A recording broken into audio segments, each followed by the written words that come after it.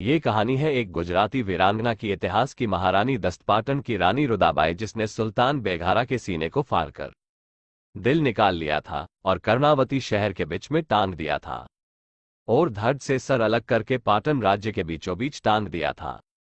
राणा वीर सिंह गुजरात से कर्णावती के राजा थे। राणा वीर सिंह वाघेला सोलंकी। इस राज्य ने कई तुर्क हमले झेले थे, पर कामयाबी किसी को नहीं मिली। सुल्तान बेघारा ने सन 1497 पाटन राज्य पर हमला किया। राणा वीर सिंह वाघेला के पराक्रम के सामने सुल्तान बेघारा की 40,000 से अधिक संख्या की फौज 2 घंटे से ज्यादा टिक नहीं पाए। सुल्तान बेघारा जान बचाकर भागा। असल में कहते हैं सुल्तान बेघारा की नजर रानी रुदाबाई पे थी। रानी बहुत सुंदर थी। वो रानी को युद्ध में जीतकर अपने हरम में रखना चाहता था। सुल्तान ने कुछ वक्त बाद फिर हमला किया।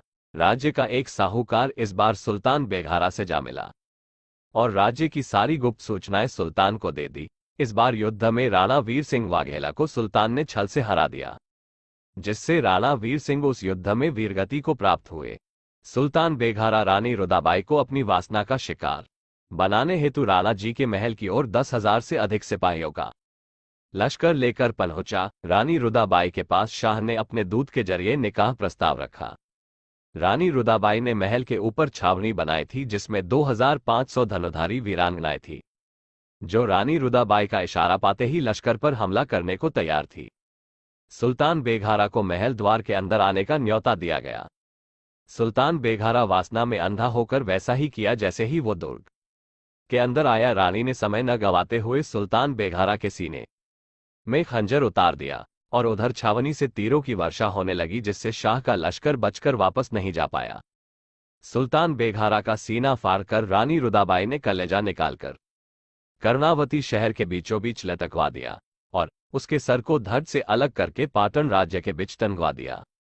साथ ही यह चेतावनी भी दी कि कोई भी आक्रांता भारतवर्ष पर या हिंदू नारी पर बुरी नजर डालेगा तो उसका यही हाल होगा। इस युद्ध के बाद रानी रुदाबाई ने राजपाट सुरक्षित हाथों में सौंप कर जल समाधि ले ली, ताकि कोई भी तुर्क आक्रांता उन्हें अपवित्र न कर पाए।